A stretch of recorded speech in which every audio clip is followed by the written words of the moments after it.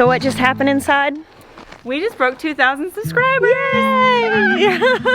So I posted my video that we shot this morning and they broke through to 2,000 subscribers, which is really exciting. I wonder what it'll be by the time this video goes up. Alright, we are about to harvest every green bean we can find here. Oh, the mockingbird. I always call them mockingjays. On this trellis, I have purple potted pole beans. Well, let me go grab a rattlesnake. And rattlesnake beans. Now, these are 2 pole beans that grow in a pole growing habit, which there are pole beans and there are bush beans, and it's kind of the difference between, like, there are vining squash and bush squash, and there are indeterminate tomatoes and determinate tomatoes, and there are pole beans and bush beans.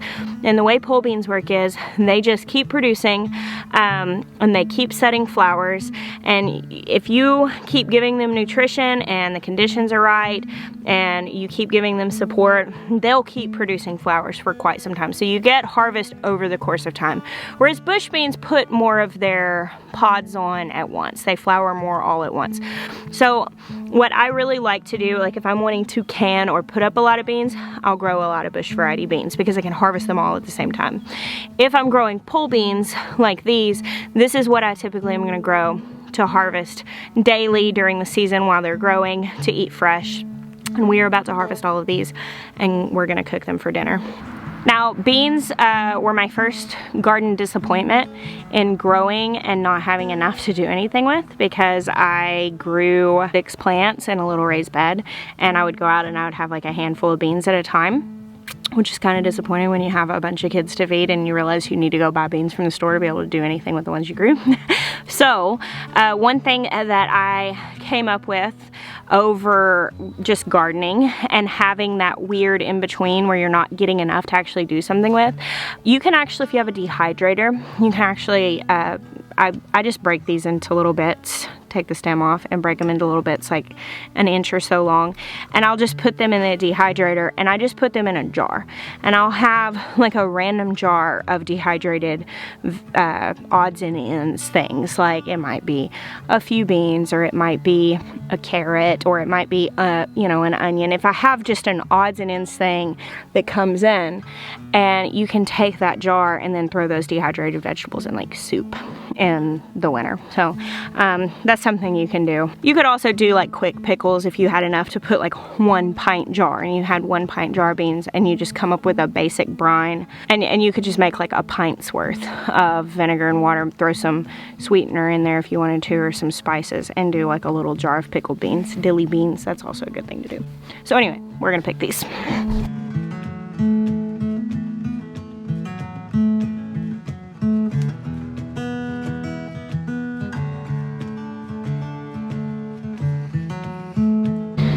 Check this out, guys. This isn't even all of them. Oh, not even close. Yeah, that's this side, and there's still some missing, but I want to show you guys something really cool. All right, so this is really cool. I did not plant these beans.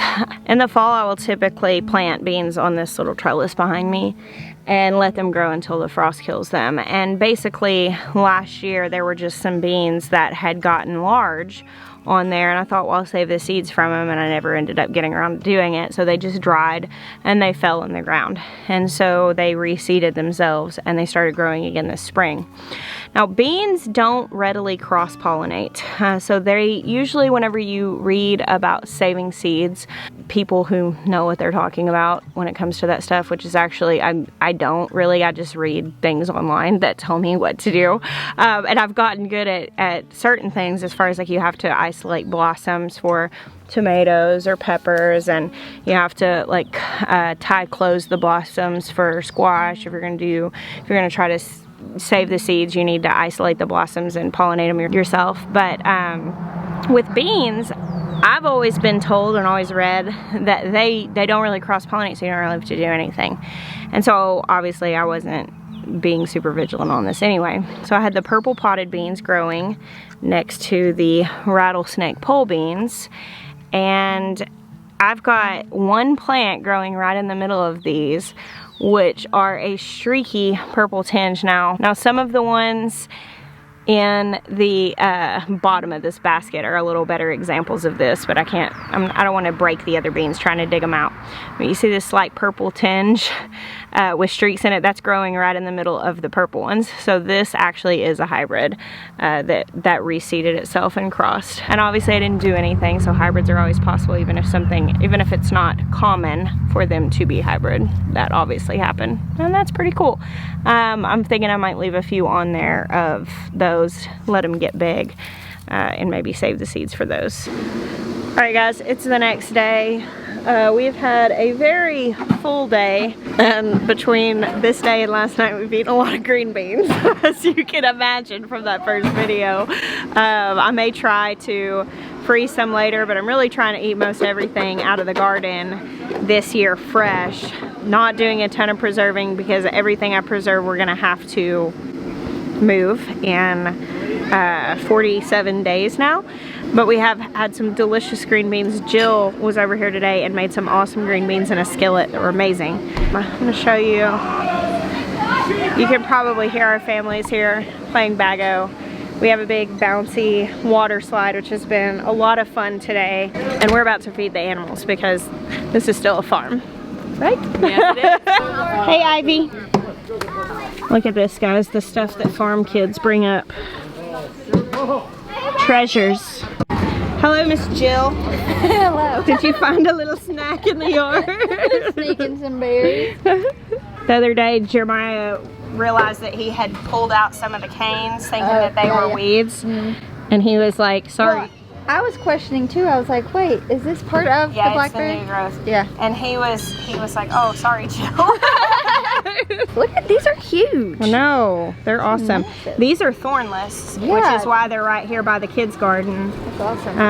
I don't think we anticipated how big they were going to get, but you could probably take some cuttings from these and move them somewhere if you wanted Do to. you prune these at all, or are you I supposed to? haven't. This is the first year. I'm sure you'll have to, because of that growth is already so massive. So you said Charlie is most excited for the move for her new garden space. Yeah, and she's gonna have a channel and have more subscribers than Mama. Is that what she said? That's what she keeps Oh, look over on this side. There's a bunch of them. ready too. They're just like falling off. Yeah, that's when they're sweet. Someone told me you can tell when they're ready when they're dull instead of shiny. Nice. Amanda's over here teaching Jill about pruning roses. A lesson that Jill is going to become pretty versed in by necessity pretty soon.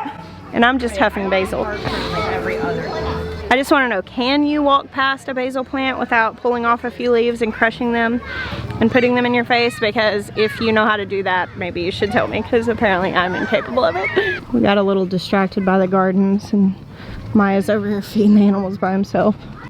Hey girls. Hey ladies. Hey y'all. A little basil blessing. Go. Basil blessing. Yum. Look at all this mud, guys. It's so bad. I'm sorry I abandoned you for blackberries. That's all good. I said, Maya, I'll help you feed. And then I said, oh, blackberries. I'm not done. You want to get the? You can get the eggs. I didn't get those. Ah, okay.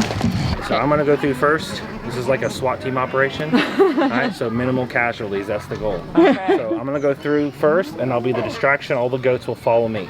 Okay. Then you're gonna sneak in around Alpha 2 Marker 3. I'm just kidding. That's not even a real thing. All right. So you're gonna go into this coop, and there's 2 bowls in there. Divvy up that, and all the ducks and geese will come in through the open door. Okay. And then Jessica will come in behind you and take that bucket up to the turkeys Okay. while the goats are distracted. All right, roger that. And you're gonna get Gabriel's? I'll come back and get this. Okay. So goats love anything they're not supposed to eat in the form of grain. It is a misconception that goats eat tin cans and will eat anything. That's actually not true. But they will eat grain that they're not supposed to eat. And they'll eat stuff like dog food, and it's not good for them. It actually is very detrimental to their health. They can get bloat and die if they eat too much grain. So it's a little tricky when you've got, like here we have the ducks in with the goats. And so we have to distract the goats, and then we actually feed the ducks in that coop right there. because the goats can't get into it. But if you carry the bucket in here when the goats are paying attention, they'll try to knock it out of your hands. Look at these girls enjoying their snacks. All right, here are the turkeys. Jeremiah's taking their food into them.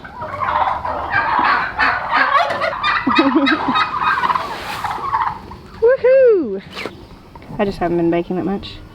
Check this out, guys. We got some turkey eggs as well as a couple of duck eggs. Mostly those are turkey eggs, the speckled ones. Yeah, that'd be great. Thank you. Y'all have mercy on me and take the buckets. I am carrying around like 15 pounds worth of camera right now. As fun as it is watching you juggle. Yeah. Our turkeys are laying. We've not turned the incubator on to hatch any of these out, obviously, because we're getting ready to move and we don't want to be moving turkey poults. But the point of these turkeys is to breed them, and we have 3 different breeds in there because we want to create like a hybrid among the heritage breeds, hoping that they may be a little more sturdy because turkeys are notoriously fragile. Hey chickens, let's get some eggs.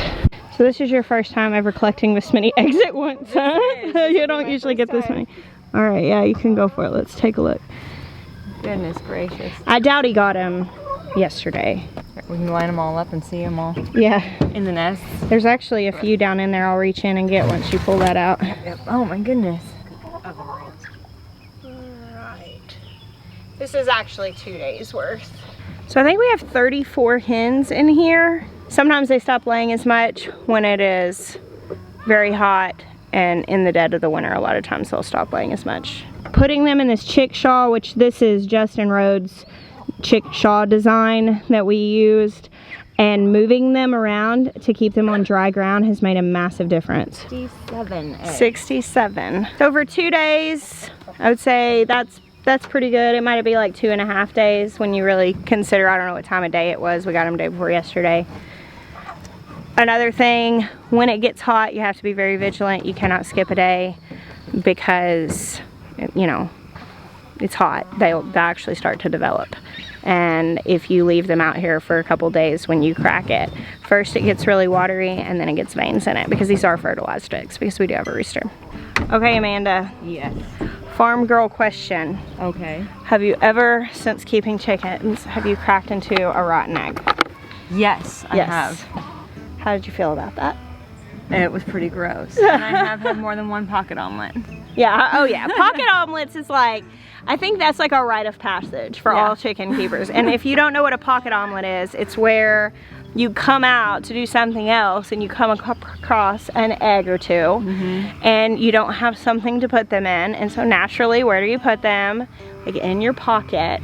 Hoodies are the worst because they give you a false sense of security, because you're like, it's fine, I got this big roomy pocket right here in the front, it'll fit. I have before, with a hoodie pocket full of eggs. Ben was little. Oh no. And I ended up picking him up with a hoodie pocket full of eggs. So when your kid comes crying to you, like needing to be picked up, you just do it. And between his boot and that and something else I was carrying, I ended up mashing like 6 eggs in the pocket of a hoodie. That was like a pocket omelet for the whole family.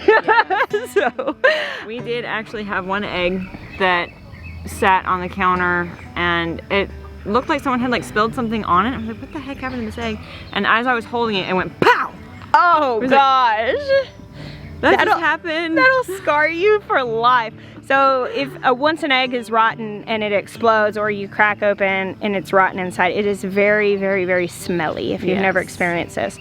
In my memorable rotten egg encounter, I've only ever cracked into one that was like truly rotten. I've cracked into a couple that were in the very early stages of developing, which is not fun either. I've never cracked into one that was like fully developed. That would be very traumatizing. No kidding. But I was cooking breakfast for our family. We have a very large extended family. Jeremiah's the third of 9 kids. And we had a bunch of family over, and I had this big bowl, and I remember because it was a big like Pampered Chef mixing bowl measuring cup, and it holds 8 cups, and it was completely full, and I had been cracking, and I was on egg like 45 or something. So I had almost 4 dozen eggs in this bowl, and literally the last egg that I was gonna crack. This is a rookie mistake, by the way. Like, you should always crack your farm fresh eggs into another bowl before you put them into any sort of ingredients, and I learned this lesson the hard way that day. The last egg that I was gonna crack, I cracked a rotten egg into 40 something other eggs. Man. And it was as smelly as you could think, and it obviously ruined all those eggs. And I threw up because I have a very dramatic and very weak stomach, actually, on a farm. I still do.